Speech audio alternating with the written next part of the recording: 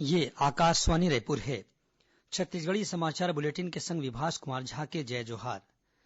राष्ट्रपति रामनाथ कोविंद और उपराष्ट्रपति एम वेंकैया नायडू ह सब्बो राज्य और केन्द्र शासित प्रदेश के राज्यपाल उपराज्यपाल के संगे संग प्रमुख अधिकारी मन संग कोरोना वायरस ले जुड़े मुद्दों पर गोठबात करीन। ए बेरा म राष्ट्रपति ह कोरोना वायरस के चुनौती ले निपटे म जम्मो स्वास्थ्यकर्मी मन के प्रयास के बड़ाई करीन। एती कोरोना वायरस संक्रमण के फैलाव ल देखत केंद्रीय स्वास्थ्य मंत्री डॉक्टर हर्षवर्धन ह राज्य अउ केन्द्र शासित प्रदेश ले सामुदायिक निगरानी व्यवस्था ल सुग्घर ढंग ले लागू करे बर केहे हैं। श्री हर्षवर्धन ह कोरोना वायरस संक्रमण ल रोके बर जम्मो राज्य के स्वास्थ्य मंत्री मुख्य सचिव और स्वास्थ्य अधिकारी मन संग वीडियो कॉन्फ्रेंसिंग के माध्यम ले होए बैठका म केहिन कि जब जरूरी सेवा ल छोड़ के पूरा देश के कामकाज ल रोके के आदेश दे गे हवय तो एला देश के जम्मो मनखे मन के जान की सुरक्षा के खातिर मानना जरूरी है। भारतीय रिजर्व बैंक के गवर्नर शक्तिकांत दास ह देश म कोरोना वायरस के सेती अभी के दिन ह कारोबार भले कठिन होवय ऐसे कहिन हे।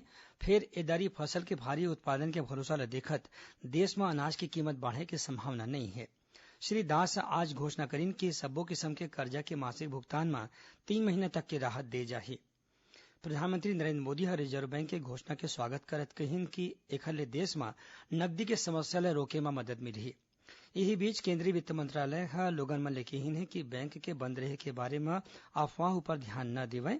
अपन संदेश म मंत्रालय के अधिकारी मन ह केहिन कि जम्मो बैंक पहिली जइसन काम करत हे अउ आघु घलो अइसने काम चलत रही। प्रदेश के मुख्य सचिव आरपी मंडल ह केहिन है कि राज्य म कोनो भी मनखे भूखा झन रहय अउ अनाज के घलो कमी झन होवय एखर व्यवस्था करे जाए। ओमन वीडियो कॉन्फ्रेंसिंग के माध्यम ले प्रदेश के जम्मो संभागायुक्त पुलिस महानिरीक्षक कलेक्टर पुलिस अधीक्षक मुख्य कार्यपालन अधिकारी और नगर निगम के आयुक्त मन संग गोठबात करीन। ए दौरान ओमन केहिन कि राज्य के हरेक गांव मोहल्ला नगर अउ हरेक कॉलोनी म अनाज सामान समेत दैनिक उपयोग के दूसर सामान के आपूर्ति करे जाए। ओमन केहिन कि भिखारी सियान और दिहाड़ी मजदूर समेत दूसर जरूरतमंद लोगन मन के भोजन के व्यवस्था के घलो ध्यान रखे जाए।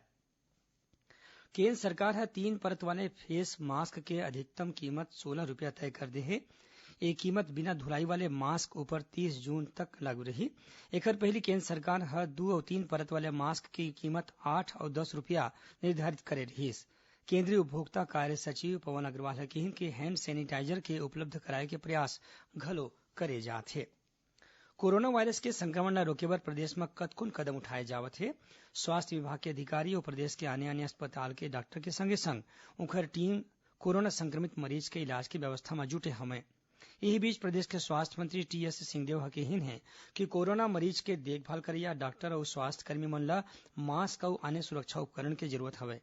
एला ध्यान में राखत मास्क के उपयोग सिर्फ उही लोगन मन करे जौन मन कोरोना संक्रमित मरीज के तीर म जावत हे। स्वास्थ्य मंत्री अपील करे हैं कि लोगन मन सामान्य कपड़ा के बने मास्क के उपयोग घलो अपन सुरक्षा बर कर सकत हे। एला साबुन पानी म धोके कतको घांव इस्तेमाल करे जा सकत हे। कोरोना वायरस ल देखत देशभर म लॉकडाउन के उल्लंघन करइया अउ विदेश यात्रा ले आके जानकारी छिपइया मन उपर राज्य पुलिस अपराध दर्ज करे हवय।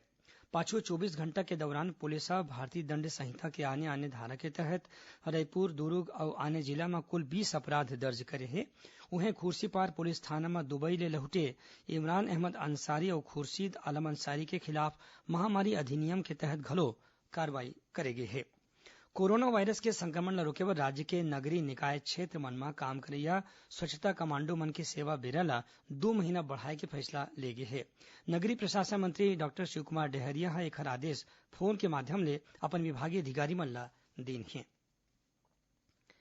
दूरदर्शन के राष्ट्रीय चैनल में काली रे रामायण धारावाहिक के प्रसारण फेर ले शुरू करे जाही। इहां बता दन कि आज ले बहुत साल पहिली जब देश में दूरदर्शन अकेला चैनल होवत रहिस हे तब रामायण धारावाहिक ल देशभर में दिखइया मन बहुत पसंद करत रहिन। आम लोगन के मांग ल देखत केंद्रीय सूचना और प्रसारण मंत्री प्रकाश जावड़ेकर ह आज एकर घोषणा करीन कि रामायण धारावाहिक के एक कड़ी के प्रसारण बिहनिया 9 बजे ले 10 बजे तक और दूसर कड़ी के प्रसारण रतिहा 9 बजे ले 10 बजे तक करे जाही। एक संगे संग छत्तीसगढ़ी समाचार बुलेटिन इहें सिरावत हे। जय जोहार।